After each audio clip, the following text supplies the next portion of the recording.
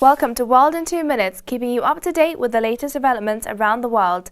Let's take a look at this hour's top stories. A top Republican lawmaker said hundreds of US, British and Canadian citizens who have trained with ISIS militants trying to carve out their own state in Iraq and Syria pose a very serious threat to the United States.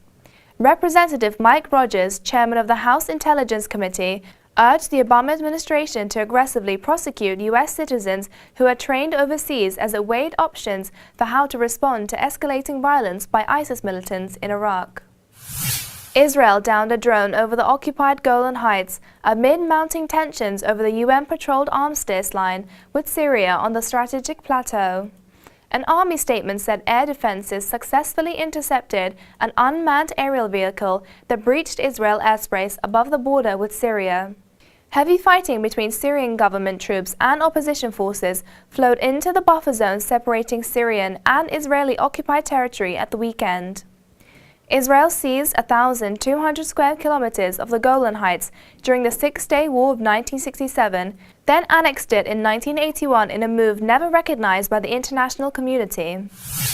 A building in a Paris suburb collapsed after an explosion, killing 2 children and 2 women, and teams were searching for the rubble for 4 other people still missing by evening. Interior Minister Bernard Cazeneuve said the explosion appeared to have been caused by a gas leak.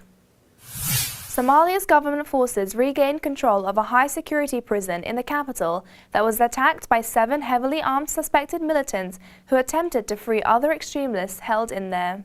Information Minister Mustafa Duhulo said all the attackers, 3 government soldiers and 2 civilians were killed. Mogadishu's Godkajilako prison is an interrogation center for Somalia's intelligence agency, and many suspected militants are believed to be held in underground cells there. Somali Police Captain Mohammed Hussein said the attackers were trying to free terrorists held in the prison.